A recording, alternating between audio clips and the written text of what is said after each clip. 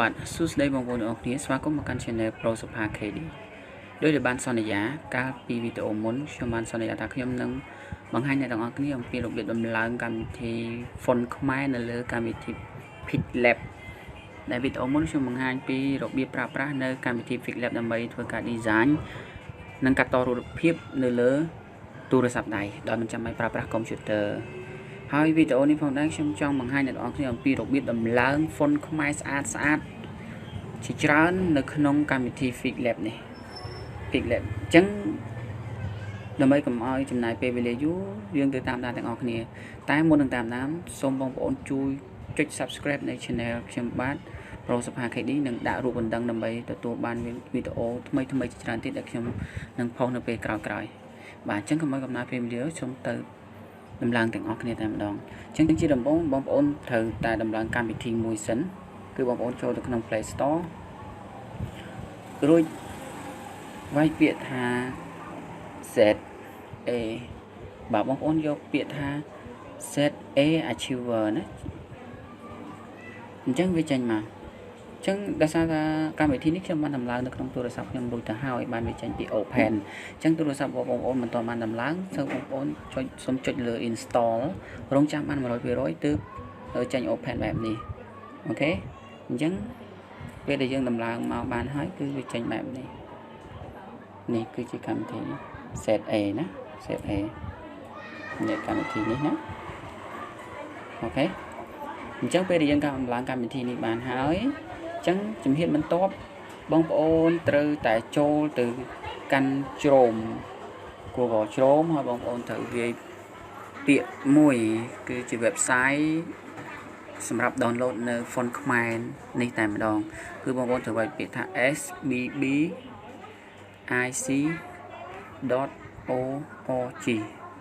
បាទហើយបងប្អូនចុច search មកបាទនេះគឺចេញបែបនេះណាចេញបែបនេះអញ្ចឹងចេញបែបនេះគឺបងប្អូនពិតជាពិបាកមើលនេះគឺជា website ដែលយើងត្រូវ download អញ្ចឹងបងប្អូនត្រូវចុចលើសញ្ញាត្រេចុច3នេះបាទបន្ទាប់មកបងប្អូន scroll មកក្រោមតិចយកពាក្យថា desktop site ណា desktop site បាទយើងដាក់ desktop site ដើម្បីឲ្យយើងស្រួលមើលណាវាចេញមកវា response ដូចនឹង desktop របស់យើងអញ្ចឹងអ្នកនរគ្នាមើលមកក្រោមនេះកន្លែងនេះគឺមានចំនួន7 file ដែលយើងឃើញណាអញ្ចឹង file ទាំង7នេះគឺមាន file មួយនៅខាងលើគេនេះខាងលើគេនេះគឺជា file សម្រាប់យើង download សម្រាប់ប្រើនៅក្នុងទូរស័ព្ទ font ហ្នឹងណាគឺយើងប្រើសម្រាប់ font ទូរស័ព្ទឯចំណែក6មកក្រោមទៀតហ្នឹងគឺយើងប្រើនៅលើ computer របស់យើងតែម្ដងណាអញ្ចឹងយើងអត់ដំឡើងនៅលើ computer ទេគឺយើងដំឡើងនៅលើទូរស័ព្ទដៃអញ្ចឹងបងប្អូនសូមចុច download នៅផ្នែកខាងលើបំផុតណា file ខាងលើទី1អញ្ចឹងបងប្អូនចុចលើ file ហ្នឹងមកហើយវាដាក់ថា do you want to download ខ្មែរ font again នេះដោយសារតែខ្ញុំបាន download font នេះម្ដងរួចទៅហើយបានជាវាថាឲ្យ download again ហ្នឹងអញ្ចឹងខ្ញុំអាច download ម្ដងទៀតក៏បានអញ្ចឹងយើងចុចទៅលើពាក្យ download នេះមកបាទវាចេញពី open អញ្ចឹងបងប្អូនចុចលើ open នេះមកវានឹងឲ្យយើង browse យើងបើកជាមួយអីគេអញ្ចឹងដោយសារតែយើងបើកជាមួយនឹងZ Achiever នេះគឺជាកម្មវិធីសម្រាប់បើក file ដែលយើងបានdownload មកមិញនេះបាទតើតែមានកម្មវិធីហ្នឹងទើបយើងអាចបើក download file នេះopen file នេះបានអញ្ចឹងបងប្អូនចុចទៅលើ ZA ហ្នឹងមកបាទអូខេនេះគឺជា file ដែលយើងបាន download មកអូខេបាទនេះមានច្រើនមែនតើមានច្រើនមែនតើអញ្ចឹងបងប្អូនសូមចុចថយមកក្រោយសិនមកសូមបងប្អូនចុចលើកន្លែង download វា download មកហើយបងប្អូនទៅរក file ដែលយើងបាន download មិញនេះ file នេះណាគឺ all ខ្មែរ font នេះ all ខ្មែរ font អញ្ចឹងបងប្អូនចុចទៅលើវាមួយមកចុចទៅលើវាមួយអញ្ចឹងមកតើមកបងប្អូនឃើញមកក្រោមនេះ scroll មកក្រោមបងប្អូនឃើញពាក្យ view ឃើញមួយ extract here បាទ extract achieve name extract អញ្ចឹងបងប្អូនសូមបងប្អូនជ្រើសរើសយកពាក្យថា extract ណាបងប្អូនជ្រើសរើសយកពាក្យ extract អញ្ចឹងជ្រើសរើសពាក្យ extract ហើយបងប្អូនកុំចុចលើអាសញ្ញាព្រួយនេះកាលណាចុចលើសញ្ញាព្រួយវានឹង achieve និង extract file របស់យើងឲ្យញ៉ៃនៅក្នុងហ្នឹងអញ្ចឹងបងប្អូនសូមជ្រើសរើសយកកន្លែងនេះចុចកន្លែង download ខាងលើនេះហើយយកពាក្យថា device memory device memory ចឹង device memory មានន័យថាវា store ទុកនៅក្នុងទូរស័ព្ទរបស់យើងតែបើមាន memory មួយទៀតវានឹងដាក់វានឹងយកទូរស័ព្ទយើងនឹងមាន memory វានឹងឲ្យយើងជ្រើសរើសថា memory card អីចឹងទៅអញ្ចឹងដោយសារតែទូរស័ព្ទខ្ញុំអត់មាន memory ទេខ្ញុំមានតែ memory ម៉ាស៊ីនគឺ device memory នេះអញ្ចឹងខ្ញុំចុចទៅលើ device memory នេះតែម្ដងបន្ទាប់មកបងប្អូនត្រូវបង្កើត folder មួយដើម្បីទុកនៅ font ទាំងអស់ហ្នឹងអញ្ចឹងបងប្អូនចុចទៅលើ tray 3នេះហើយយកពាក្យថា create ខាងលើនេះចុច create មកហើយ new folder អញ្ចឹងយើងត្រូវដាក់ folder នឹងឈ្មោះអីមកដើម្បីចំណាំរបស់យើងអញ្ចឹងខ្ញុំនឹងសុំដាក់ folder នឹងឈ្មោះ SSS ណា FF អញ្ចឹងមកហើយចុច OK តោះមកបងប្អូនចង់ឲ្យចុចទៅលើកន្លែងនេះណាកន្លែងនេះចុចទៅលើសញ្ញាព្រួយនេះមកដើម្បី extract file ចូលនៅក្នុងហ្នឹងណាអញ្ចឹងបងប្អូនចុចលើហ្នឹងមកអញ្ចឹងវាកំពុង extract ហើយអូខេអញ្ចឹងនៅ file ហ្នឹងគឺនៅក្នុង folder យើងនេះតែម្ដងណាឃើញទេបងប្អូនឃើញទេបាទច្រើនមែនតើអូខេប៉ុណ្ណឹងហើយបងប្អូនសូមថយមកក្រោយសិនបាទថយមកដល់ home យើងតែម្ដងមកបាទសូមបិទចោលទាំងអស់សិនសូមបិទចោលទាំងអស់សិនបាទសូមបិទចោលទាំងអស់តោះមកបងប្អូនសូមចូលទៅក្នុង file manager របស់យើង file manager បាទបងប្អូនចូលទៅក្នុង file manager តោះមកយកពាក្យថា phone storage អញ្ចឹងបងប្អូនចុចទៅលើពាក្យ all file នេះមកហើយបងប្អូនទៅរកនេះ folder របស់យើងគឺ FF មកនេះអញ្ចឹងបងប្អូនចុចទៅលើ folder ហ្នឹងមកហើយយកពាក្យថា select ណា select ហើយយកពាក្យថា select all បងប្អូនចុចទៅលើពាក្យថា copy ណា copy នេះ copy បងប្អូន copy ហើយ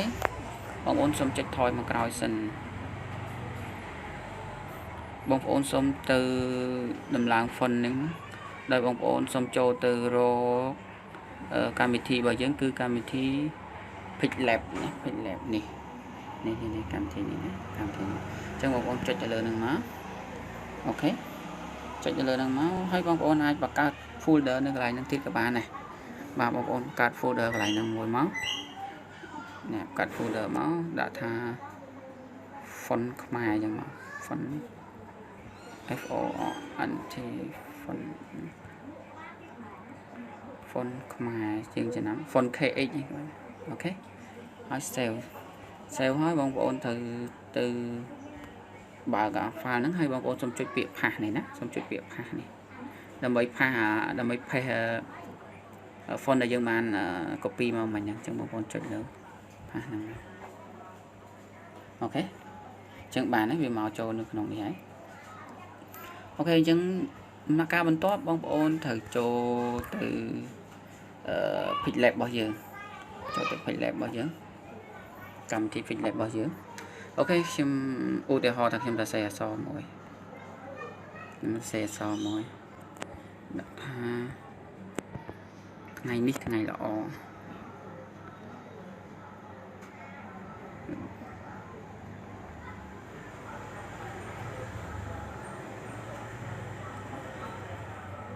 អូខេ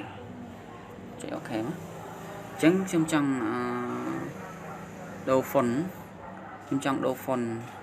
បងប្អូនចុចទៅលើអក្សរ A នេះមកហើយទៅរកពាក្យ font អញ្ចឹងបងប្អូនហានេះគឺជា font basic របស់ font ណា basic របស់ font ដើម font default របស់គេណា font default របស់គេនេះ font default របស់គេវាអត់សូវមានស្អាតប្រហែលទេ font default របស់គេហ្នឹងគឺមានតិចមានអត់សូវស្អាតទេអញ្ចឹងបងប្អូនចូលទៅក្នុង my font បាទបងប្អូនចូលទៅក្នុង my font គឺមានហើយណាគឺមាន font ដែលយើងបានដាក់វានៅក្នុង Pixlab មិញណាឃើញទេគឺ font ស្អាតទេហើយក្នុងករណីដែលមិនមាន font ហ្នឹងទេបងប្អូនត្រូវចុចលើសញ្ញាបូកនេះចុចសញ្ញាបូក folder នេះហើយបងប្អូនទៅយក font ដែលយើងបាន copy ដាក់មិញគឺនៅដាក់ folder FS នេះក៏បាននៅក្នុង Pixlab របស់យើងនេះហើយយើងមានពាក្យនេះ font ខ្មែរនេះ font ខ្មែរអូខេ font ខ្មែរបងប្អូនចុចលើ font ខ្មែរនេះមកហើយយកពាក្យ add អូខេទៅវានឹងfont របស់យើងនឹងមកនៅក្នុងហ្នឹងឯងណា បាទជាធម្មតាពេលដែលដោយសារតែមិញខ្ញុំបាន copy ចូលនៅក្នុង Pixlab ហើយបានវាមាន font ហ្នឹងអញ្ចឹងបើករណីដែលมันមានទេនៅក្នុង font នេះគឺពេលដែលយើងចុចយើងមិនទាន់តឡើងវានៅក្នុង font my font នេះគឺអត់មានទេណាអត់មាន font ទាំងអស់នេះទេបញ្ជាក់ថាអត់មាន font ទាំងអស់នេះទេអត់មានទេបើសិនជាករណីដែលអត់មានអញ្ចឹងបងប្អូនសូមចុចដូចមិញអញ្ចឹងចុចលើកន្លែងនេះណាចុចលើកន្លែង folder មិញចុចទៅលើ folder មិញហ្នឹងហើយទៅ browse រក file ដែលយើងបានទុកមិញកន្លែង my font kh មិញហ្នឹងមកហើយចុច edition មិញហ្នឹងវានឹងចេញ font ដែលយើងបាន download ហ្នឹងមកអញ្ចឹងគឺ font ទាំងអស់ហ្នឹងគឺស្អាតមែនតែនមកស្អាតមែនតែនអញ្ចឹងបងប្អូនទាំងអស់គ្នាអាចជ្រើសរើសយក font ហ្នឹងបានណាចាំបានមួយណាក៏បានដែរចឹងឧទាហរណ៍នេះខ្ញុំជ្រើសរើស font មួយហ្នឹងហើយអូខេមកឃើញទេឃើញស្អាតទេបងប្អូននេះណាបាទអូអត់តោះតែម្ដងណាបងប្អូនចឹង complete ចុងក្រោយសូមមេត្តាជួយចុច subscribe និងដាក់រូបកណ្ដឹងនៅក្នុង channel Facebook channel YouTube របស់ខ្ញុំផងបាទសូមអរគុណសូមជម្រាបលាបាយបាយ